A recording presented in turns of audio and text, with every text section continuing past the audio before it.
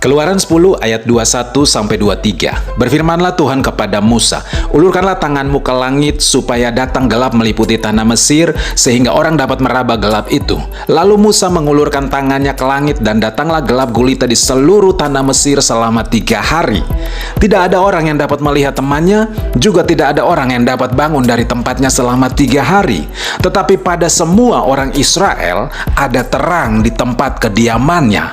Wow, luar biasa Allah Israel. Dikatakan dalam firman Tuhan yang baru kita baca tadi bahwa ada kegelapan selama 3 hari di seluruh tanah Mesir ketika Musa mengulurkan tangannya ke langit dan berdoa kepada Tuhan. Tetapi yang membuat saya kaget dan tertegun, saudaraku, adalah ketika saya membaca di ayat yang ke-23 pada beberapa kalimat terakhir. Di situ dijelaskan dengan begitu baik kata-katanya bahwa tempat di mana orang Israel berada atau tinggal, di situ tidak ada kegelapan. Sekali lagi, tempat di mana orang Israel berada atau tinggal, di situ tidak ada kegelapan. Ini yang membuat saya harus bilang wow and why? Kenapa begitu, saudaraku? Padahal tanah Goshen, tempat di mana orang Israel tinggal, bukanlah tempat yang jauh dari Mesir. Tempat di mana orang Israel tinggal bukanlah juga di luar Mesir, sehingga kalau di seluruh Mesir ada kegelapan selama 3 hari dan di tempat itu tetap terang, mungkin kita bisa berspekulasi bahwa hal itu bisa saja terjadi karena tempat itu jauh dari Mesir. Tetapi saudara, tanah Goshen, tempat di mana orang Israel tinggal, adalah salah satu kota yang terletak di dalam Mesir. Itu berarti, logikanya, kalau seluruh Mesir mengalami kegelapan total selama 3 hari, maka tidak mungkin salah satu kotanya yang berada di area itu mengalami pengecualian, saudaraku. Jadi, tidak mungkin tanah Goshen, tempat orang Israel tinggal itu tetap terang, sedangkan tempat yang lain di Mesir gelap selama 3 hari. Tetapi apa boleh dikata, itu terjadi, saudaraku. Dan Alkitab dengan jelas menuliskan itu buat saudara dan saya agar kita mengerti bahwa Allah kita adalah Allah yang berdaulat atas alam semesta. Dia Allah yang tahu menempatkan orang-orang percaya pada posisi yang paling aman dalam hidup mereka.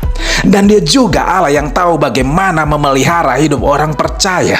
Suka atau tidak suka, percaya atau tidak percaya, saudara mau terima atau tidak terima, tetapi satu yang saya tangkap dari firman Tuhan ini, bahwa kelebihan dari orang percaya adalah dia akan mengalami perlakuan khusus dari Allah atas hidupnya. Wow, wonderful God. So, apalagi yang perlu kita takutkan kalau kita ada di dalam tangan pemeliharaan Allah yang hebat seperti ini? Apa juga yang perlu kita cemaskan kalau punya Allah yang perbuatan tangannya tidak bisa ditiru oleh Allah-Allah yang lain?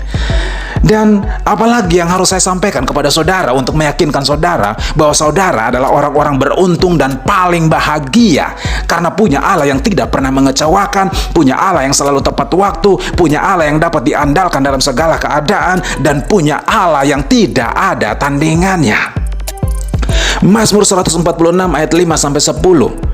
Berbahagialah orang yang mempunyai Allah Yakub sebagai penolong, yang harapannya pada Tuhan Allahnya. Dia yang menjadikan langit dan bumi, laut dan segala isinya, yang tetap setia untuk selama-lamanya, yang menegakkan keadilan untuk orang-orang yang diperas, yang memberi roti kepada orang-orang yang lapar. Tuhan membebaskan orang-orang yang terkurung, Tuhan membuka mata orang-orang buta, Tuhan menegakkan orang yang tertunduk, Tuhan mengasihi orang-orang benar. Tuhan menjaga orang-orang asing, anak yatim dan janda ditegakkannya kembali, tetapi jalan orang fasik dibengkokkannya. Tuhan itu Raja untuk selama-lamanya. Allahmu ya Sion, turun-temurun, haleluya. Jadi kesimpulannya adalah, karena Allahku luar biasa, so pasti hidupku juga akan dibuat luar biasa oleh Dia. God bless you.